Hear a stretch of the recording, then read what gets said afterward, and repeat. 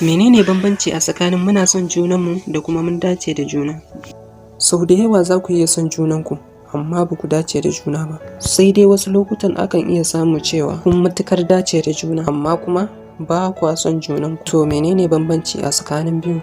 Jinan kar ku manta fa ku danna mana subscribe dan Allah, ku danna ƙararrawar sanarwa ta yadda za a sanar da ku a duk lokacin da muka daura sabon bidiyo.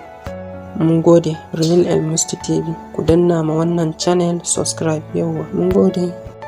Ma'anar muna son juna shine ina jin wani abu game da ke ma kina jin wani abu game da ni.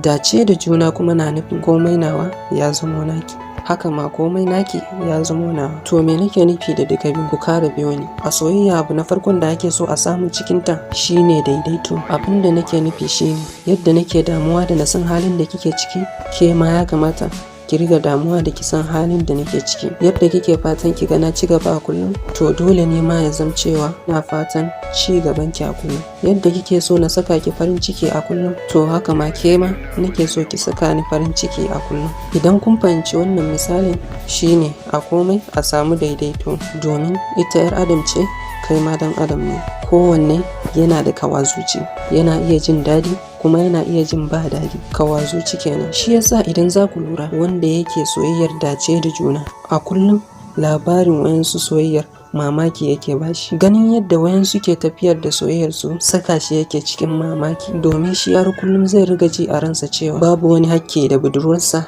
ba ta soke masa, shi ma haka babu wani hakki da baya soke mata. Sabanin wayansu soyayya, wata rana macen ce ke fama da namijin, wata rana ma namijin ne yake fama da macen. Sam sun kasa samun daidaito a ciki. Ita kuma soyayyar da babu daidaito a cikinta, to kuwa babu dace da juna a cikinta. Soyayyar da babu daidaito a cikinsa soyayya ce da son kai ke jagorantarta. Don haka za ka samu kullum ma abotanta cikin korafi su. Duk wanda kaga yana mamakin irin matsalar da kake fuskanta a cikin soyayyarka, to kuwa shi a soyayyarsa ya dace. Kai kuma a soyayyarka son ne kawai kake yi. Soyayyar dace da juna ita ce soyayyar da babu toye hakki a cikinta. Kowa yana kiyaye wa juna hakkinsa.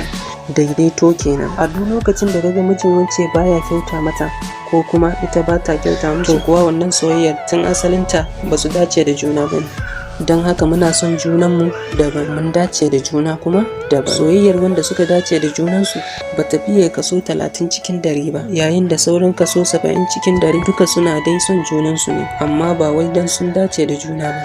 Kuma idan kana tantama, ka je ka bincika duka wata soyayyar da ka sani. A hankali za ka riga ganin rashin dace da juna da kuma rashin daidaito a cikin wayannan soye-soyen. Mun gode da saurarawa. Idan wannan bidiyo namu ya burge ka, ka danna mana like, ku danna mana like, ki danna mana like. Mun gode sosai. Sai an jima. Naku Real Elmustty TV. Mun gode.